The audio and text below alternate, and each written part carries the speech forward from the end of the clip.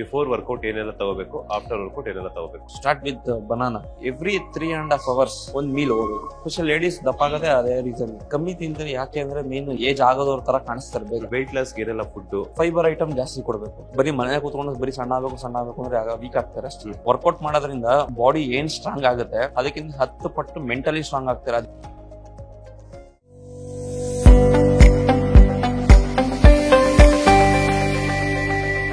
ಈಗ ನಾನು weight gain ಮಾಡ್ಕೊಳಕ್ಕೆ ನಾನು ಜಿಮ್ಗೆ ಹೋಗ್ತೀನಿ ಅಂತ ಅನ್ಕೊಳ್ಳಿ.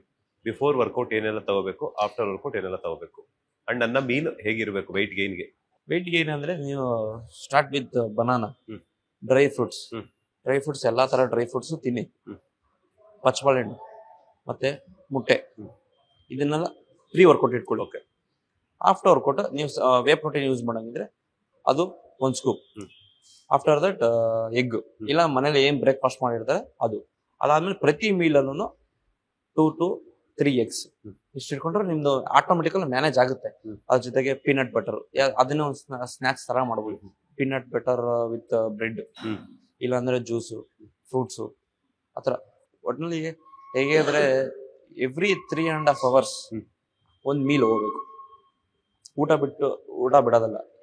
ನೀವು ಎಷ್ಟು ತಿಂತಾ ಇದ್ರೆ ಅದನ್ನ ಸ್ಪ್ಲಿಟ್ ಮಾಡ್ಕೊಳ್ಳಿ, ಜಾಸ್ತಿ ತಿನ್ಬೇಡಿ. ಅದನ್ನ ಸ್ಪ್ಲಿಟ್ ಮಾಡ್ಕೋಬೇಕು. 3 ಮೀಲ್ ಆಗಿರೋದು 4 ಮೀಲ್ ಆಗ್ಬೇಕು. ಅವಾಗ ನೀವು ತಿಂದಿದ್ದಕ್ಕೆ ಡೈಜೆಷನ್ ಕರೆಕ್ಟ್ ಆಗಿರುತ್ತೆ. ನೀವು ಒಟ್ಟಿಗೆ ತಿಂದ್ಬಿಟ್ಟು ಲಾಂಗ್ ಗ್ಯಾಪ್ ಕೊಡ್ತೀವಿ ಅಂದ್ರೆ ಗ್ಯಾಸ್ಟ್ರಿಕ್ ಅಟ್ಯಾಕ್. ಎಸ್ಪೆಷಲ್ ಲೇಡೀಸ್ ದಪ್ಪ ಆಗದೆ ಅದೇ ರೀಸನ್. ಊಟ ಬಿಟ್ಬಿಟ್ಟು ಸಣ್ಣ ಆಗ್ಬಿಡ್ತಾರೆ.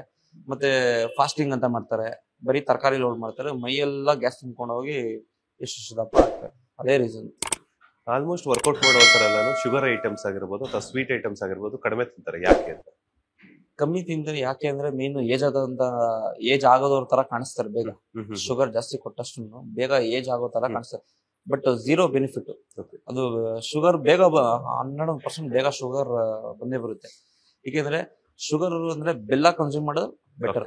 ಆರ್ಟಿಫಿಷಿಯಲ್ ಮತ್ತೆ ಪ್ಯಾಕಿಂಗ್ ಐಟಮ್ಸ್ ಶುಗರ್ ಅದೆಲ್ಲ ಕಂಪ್ಲೀಟ್ ಅನ್ಹೆಲ್ತಿನಿ. ಪ್ಯಾಕಿಂಗ್ ಐಟಮ್ಗಳಕ್ಕೆ ಹೋಗ್ಲೇಬಾರ್ದು ಯಾವ್ದೇ ಕಾರಣಕ್ಕೂ. ಇವಾಗ ಬೆಲ್ಲ ಯೂಸ್ ಮಾಡ್ಬೋದು. ಆ ತರದಲ್ಲಿ ಯೂಸ್ ಮಾಡಿದ್ರೆ ಏನಾಗಲ್ಲ. ಶುಗರ್ ಅಂದ್ರೆ ಇವಾಗ ಕೆಲವೊಬ್ರು ಕಂಪ್ಲೀಟ್ ಸ್ಟಾಪ್ ಮಾಡಿಸ್ತೀವಿ, ಆದ್ರೂ ಕದ್ದು ಮುಚ್ಚಿ ತಿಂತಾರೆ. ಹೌದು, ನಾವು ಅಷ್ಟು ಸ್ಟ್ರಿಕ್ಟ್ ಆಗಿದ್ದೆ ಕದ್ದು ಮುಚ್ಚಿ ತಿಂತಾರೆ. ಆಯ್ತು ವಾರಕ್ಕೊಂದ್ಸಲಿ ಸ್ವಲ್ಪ ಇಷ್ಟು ತಿನ್ನಿ ಅಂದ್ರೆ ಅವ್ರು ಫುಲ್ ಲೀನಿಯನ್ಸ್ ಕೊಟ್ಟಂಗಾಗುತ್ತೆ.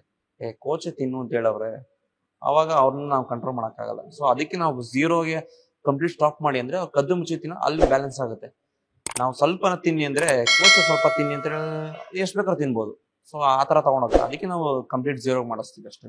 ವೆಯ್ಟ್ ಲಾಸ್ ಏನೆಲ್ಲ ಫುಡ್, ಹಾಗೆ ಯಾವ ರೀತಿ ವರ್ಕೌಟ್ ಇರಬೇಕು? ಅದೇ ಫೈಬರ್ ಐಟಮ್ ಜಾಸ್ತಿ ಕೊಡಬೇಕು. Protein mandatory. ಚಿಕನ್ ಆಗಿರ್ಬೋದು, ಮೊಟ್ಟೆ ಆಗಿರ್ಬೋದು, ಫಿಶ್ ಆಗಿರ್ಬೋದು.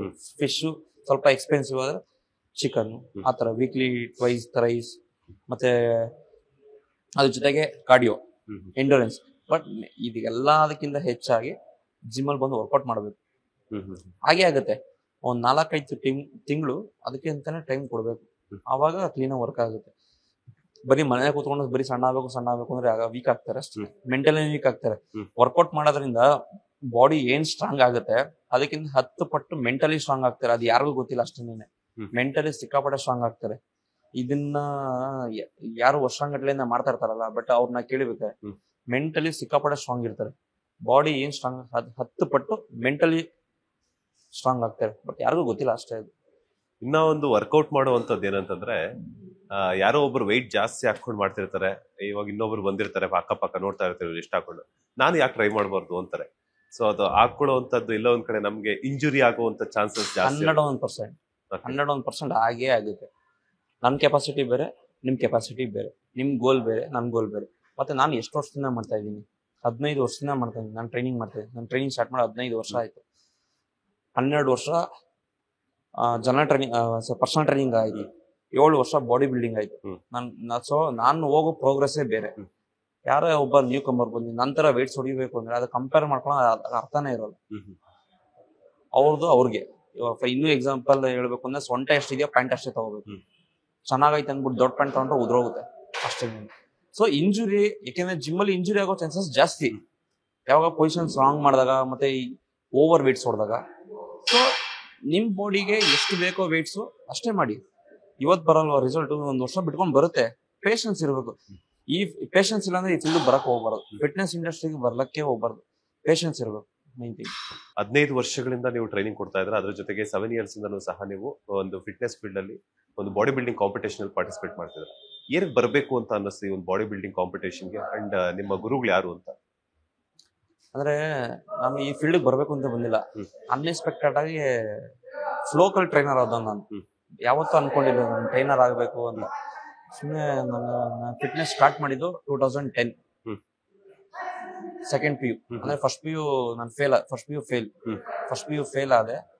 ಸೊ ಆ ಟೈಮಲ್ಲಿ ಸಾರಥಿ ಮೂವಿ ಪೋಸ್ಟರ್ ರಿಲೀಸ್ ಆಯ್ತು. ಸಂಭವಾಮಿ ಯುಗೆ ಯುಗೆ ಅಂತ ಡಿ ಬಾಸ್ದು ಟ್ಯಾಟೂ ರಿವೀಲ್ ಮಾಡಿದ್ರು. ನನಗೆ ಅವಾಗಿಂದನೂ ಡಿ ಬಾಸ್ ಫ್ಯಾನ್. ಸೊ ಅದರಿಂದ ಆ ಟ್ಯಾಟೂ ನನಗೆ ಸಖತ್ ಇಷ್ಟ ಆಯ್ತು. ಅವ್ರ ಫಿಸಿಕ್ ಇಷ್ಟಪಟ್ಟಿದ್ದು ನಾನು. ಸೊ ಆತರ ಟ್ಯಾಟೂ ಹಾಕ್ಸ್ಬೇಕು, ಆತರ ಫಿಸಿಕ್ ಮಾಡ್ಬೇಕು ಅಂತ ನಾನು ಜಿಮ್ ಸ್ಟಾರ್ಟ್ ಮಾಡಿದ್ದೆ. ಅದಕ್ಕೆ ನಾನು ಸುಮ್ನೆ ಯಾವಾಗೋ ಸುಮ್ನೆ ದಪ್ಪ ಅಲ್ಲ, ದಪ್ಪ ಆಗಿ ಆತರ ಟ್ಯಾಟೂ ಹಾಕ್ಸ್ಬೇಕು ಅಂತಾನೆ ಜಾಯ್ನ್ ಆದೆ. ಬಟ್ ಅವಾಗ ಟ್ಯಾಟೂ ಅನ್ನೋದು ಅಷ್ಟೊಂದು ಕ್ರೇಜ್ ಇರ್ಲಿಲ್ಲ. ಅವಾಗ ಹಚ್ಚೆ ಹಾಕ್ಸಿದ್ದೆ. ಬಟ್ ಕೈ ದಪ್ಪ ಆಗ್ತಾ ಆಗ್ತಾ ಆಗ್ತಾ ಅದು ಬೇರೆ ಆಗಿ ಇವಾಗ ಟ್ಯಾಟೂ ಆಗಿದೆ. ಅಲ್ಲಿಂದ ಸ್ಟಾರ್ಟ್ ಆಯ್ತು. ಸುಮ್ನೆ ದಪ್ಪ ಆಗೋಣಂತ ಜಿಮ್ಗೆ ಜಾಯ್ನ್ ಆದೆ. ನೋಡಿದ್ರೆ ನನ್ನ ಹಣೆ ಬರ ಅದರಲ್ಲೇ ಬರ್ತಿತ್ತು ಅನ್ಸುತ್ತೆ. ಅಲ್ಲೇ ಟ್ರೈನರ್ ಆದೆ. ಫಸ್ಟ್ ನನ್ನ ಬಾಡಿನ ಟ್ರೈನ್ ಮಾಡಿದ್ದು ನಂದ ಅಂತ. ಅವ್ರು ಇವಾಗ ಈ ಇಂಡಸ್ಟ್ರಿ ಇಲ್ಲ. ಫಸ್ಟ್ ನನ್ನ ಬಾಡಿ ಟ್ರೈನ್ ಮಾಡಿದ್ದು ಅವರೇ, ನಂದ ಅಂತ. ಸ್ವಂತ ತಮ್ಮನ್ ತರ ಟ್ರೈಟ್ ಮಾಡಿ ಅವ್ರು ನೋಡ್ಕೊಂಡು, ಅದಾದ್ಮೇಲೆ ಟ್ರೈನರ್ ಆಗಿ ನಂಗೆ ಇಂಡಿಪೆಂಡೆಂಟ್ ಆಗಿ ನನಗೆ ಕೆಲಸ ಕೊಟ್ಟಿದ್ದಂತ ಚರಣ್ ಅಂತ. ಅವರು ನನ್ನ ಸ್ವಂತ ತಮ್ಮನ್ ತರಾನೇ ನೋಡ್ಕೊಂಡ್ರು. ಕಂಪ್ಲೀಟ್ ಇಂಡಿಪೆಂಡೆಂಟ್ ಆಗಿ ನನಗೆ ಜಿಮ್ ಬಿಟ್ರು, ಮೇಂಟೈನ್ ಮಾಡ್ಕೊಂಡು ಹೋಗು. ಯಾಕೆಂದ್ರೆ ನನ್ ಕೆಲಸ ಹಂಗಿತ್ತು, ಅಷ್ಟು ಇನ್ವಾಲ್ವ್ಮೆಂಟ್ ಇತ್ತು. ಅನ್ಎಕ್ಸ್ಪೆಕ್ಟೆಡ್ ಆಗಿ ಎಲ್ಲಾ ಕೆಲಸಗಳು ಮಾಡ್ತಾ ಇದೀನಿ. ಮೆಡಿಕಲ್ ರೆಪ್ ಮಾಡಿದೆ, ಆಫೀಸ್ ಬಾಯ್ ಕೆಲಸ ಮಾಡ್ತಿದ್ದೆ, ಮತ್ತೆ ಟಾಟಾ ಡೊಕೊಮೊ ಕರೆನ್ಸಿ ಎಲ್ಲ ಹಾಕಿ ಅದ್ರ ಜೊತೆಗೂ ಬೆಳಿಗ್ಗೆ ಸಾಯಂಕಾಲ ಜಿಮ್ಮು, ಅದ್ರ ಜೊತೆಗೆ ಪೇಪರ್ ಆಗ್ತಾ ಇದ್ದಿದ್ದು. ಸೊ ಯಾವತ್ತೂ ನಂಗೆ ಈ ಕೆಲಸ ಬಿಡ್ಬೇಕು ಅನ್ಸಲ್ಲ. ಬಟ್ ಬೇರೆ ಕೆಲಸ ಬಿಡ್ಬೇಕು ಅನ್ಸಿದ್ರು ಜಿಮ್ ಕೆಲಸ ಬಿಡಬಾರ್ದು ಅನ್ನಿಸ್ತಾ ಇತ್ತು. ಸೊ ಅಲ್ಲಿಂದ ಇಂಡಿಪೆಂಡೆಂಟ್ ಆಗಿ ಪರ್ಸನಲ್ ಟ್ರೈನರ್ ಆಗಿ ಬಂದೆ. ಅಲ್ಲಿ ನನ್ಗೆ ಒಬ್ರು ಶ್ಯಾಮ್ ಅಂತ ಒಬ್ರು ಇವತ್ತು ನಂಗೆ ಕಾಂಟ್ಯಾಕ್ಟ್ ಆಗಿದ್ದಾರೆ. ಇವತ್ತು ನಂಗೆ ಫೋನ್ ಮಾಡಿದ್ರೆ ಆಕ್ಚುಲಿ ಒಂದ್ ಲೆವೆಲ್ಗೆ ನಾಲೆಡ್ಜ್ ಬರಕ್ ಅವರೇ ಕಾರಣ ನನಗೆ. ನನ್ನನ್ನು ಟ್ರೈನ್ ಮಾಡಿ ಅಂದ್ರೆ ನಾಲೆಡ್ಜ್ ಶೇರ್ ಮಾಡೋದ್ರಲ್ಲಿ ಇವತ್ತಿನ ಯಾರು ಶೇರ್ ಮಾಡಲ್ಲ. ಕ್ಲಾಸ್ ತಗೋ ಪೇ ಮಾಡು ಅಂತಾರೆ. ಬಟ್ ಅವರು ನನಗೆ ಒಂದು ಬೇಸಿಕ್ ಟ್ರೈನರ್ ಆಗಿದ್ದವನ್ನ ನಾನು ಒಂದು ಸರ್ಟಿಫಿಕೇಶನ್ ಮಾಡ್ಕೊಂಡಿದ್ದೆ. ಅಷ್ಟಲ್ಲಿ ಆ ಟೈಮಲ್ಲಿ ಅವ್ರು ಇನ್ನೂ ಇಂಡಿಪೆಂಡೆಂಟ್ ಆಗಿ ನಂಗೆ ಹೇಳ್ಕೊಟ್ಟು, ನಾನು ಸ್ವಂತ ತಮ್ಮ 3 ಜನನು ನಂಗೆ ತಮ್ಮನ ತರನೇ ನಂಗೆ ಟ್ರೀಟ್ ಮಾಡೋರು. ನನಗೆ ಫಸ್ಟ್ ನನ್ನ ಬಾಡಿನ ಟ್ರೈನ್ ಮಾಡಿದವರು, ಮತ್ತೆ ನನಗೆ ಇಂಡಿಪೆಂಡೆಂಟ್ ಆಗಿ ಕೆಲಸ ಕೊಟ್ಟಿದ್ದು ಚರಣ್, ಮತ್ತೆ ಇವಾಗ ಶ್ರಾವಣ. ಅವ್ರ 3 ಜನನು ನಂಗೆ ಸ್ವಲ್ಪ ನಾಲೆಡ್ಜ್ ಶೇರ್ ಮಾಡಕ್ಕೆ ನಂಗೆ ಅವರಿಂದ ಹೆಲ್ಪ್ ಆಯ್ತು. ಅದಾದ್ಮೇಲೆ ನಂಗೆ ಅವಾಗೂ ಗೊತ್ತಿಲ್ಲ ಇದೇ ಇಂಡಸ್ಟ್ರಿ ನಾನು ಸರ್ವೈವ್ ಆಗ್ಬೇಕು ಅಂತ. ಯಾವ 2016 ಅಲ್ಲಿ ಅದಕ್ಕೂ ಮುಂಚೆ ನಾ ಈ ಇಂಡಸ್ಟ್ರಿನೇ ಬೇಡ ಅಂತ ಸಿನಿಮಾಗೂ ಹೋದೆ. ಸೆಟ್ ಬಾಯ್ ಕೆಲಸ ಮಾಡಿದೆ. ಯಾವ ಸಿನಿಮಾ ಮಾಡಿದ್ದು? ಅದೇ ಸೀರಿಯಲ್ ಅಲ್ಲಿ ಕಸ್ತೂರಿ ಚಾನಲ್ ಅಲ್ಲಿ ಅಸಾಧ್ಯ ಅಳಿಯಂದಿರು ಅಂತ ಬರ್ತಾ ಇತ್ತು. ಅಸಾಧ್ಯ ಅಳಿಯಂದಿರು ಮತ್ತೆ ಬೆಳ್ಳಿ ಕಾಲುಂಗ್ರ ಅಂತ ಸೀರಿಯಲ್ ಬರ್ತಾ ಇತ್ತು. ಅದ್ರಲ್ಲಿ ಸೆಟ್ ಬಾಯ್ ಆಗಿ ಕೆಲಸ ಮಾಡಿದೆ. ನನ್ಗೆ ಆರ್ಟಿಸ್ಟ್ ಆಗ್ಬೇಕು ಅಂತ ಹೋಗಿದ್ದು ನಾನು, ಸೆಟ್ ಬಾಯ್ ಕೆಲಸ ಮಾಡ್ಬೇಕು ಅಂತಲ್ಲ. ಅಲ್ಲಿ ನಂಗೆ 3 ಆಪ್ಷನ್ ಕೊಟ್ರು. ಒಂದು ಮೇಕಪ್ ಅಸಿಸ್ಟೆಂಟ್, ಒಂದು ಅಸೋಸಿಯೇಟ್ ಡೈರೆಕ್ಟರ್, ಇನ್ನೊಂದು ಲೈಟ್ ಬಾಯ್. ಅಸೋಸಿಯೇಟ್ ಡೈರೆಕ್ಟರ್ಗೆ ಬರೀ 100 ರೂಪಾಯಿ ಕನ್ವೆ. ನನ್ಗೆ ಸಂಬಳ ಬೇಕಾಗಿತ್ತು, ಬಾಡಿಗೆ ಎಲ್ಲ ಕಟ್ಬೇಕಾಯ್ತಲ್ಲ. ಅದರಿಂದ ಮೇಕಪ್ ನಾನು ಯಾವತ್ತೂ ಅದು ಮೇಕಪ್ ಇಟ್ಕೊಂಡು ಇಲ್ಲ, ನಂಗೆ ಅದು ಗಂಧಗಳಿಗೆ ಗೊತ್ತಿಲ್ಲ. ಸೊ ಇದೆಲ್ಲ ಸ್ವಲ್ಪ ಕೆಲಸ ಮಾಡ್ಬೋದಲ್ಲ ಅಂದ್ಬಿಟ್ಟು ಅದರಿಂದ ಜಾಯ್ನ್ ಆಗಿ ಮಾಡಿದೆ.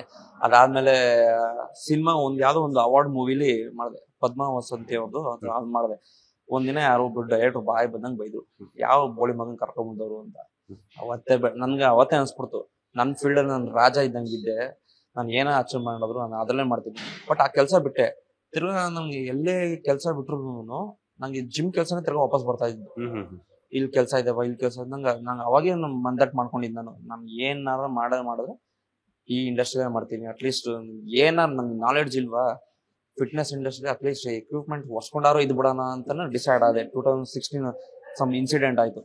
ಅದಾದ್ಮೇಲೆ ನಾನು ಮಾಡಿದ್ರೆ ಹಠ ಬಿದ್ದು ಇದೆಲ್ಲ ಅಚೀವ್ಮೆಂಟ್ ಮಾಡಬೇಕು ಅಂತ ಕೂತ್ಕೊಂಡು 2017 ಪ್ಲಾನ್ ಮಾಡಿ, ಇವಾಗ ಎಲ್ಲ 3 ತಿಂಗಳು ಅಂತಾರಲ್ಲ, ನಾನ್ ಪ್ಲಾನ್ ಮಾಡಕ್ಕೆ 1 ವರ್ಷ ತಗೊಂಡಿದ್ದೀನಿ ಬಾಡಿ ಬಿಲ್ಡಿಂಗ್ ಮಾಡ್ಬೇಕು ಅಂತ.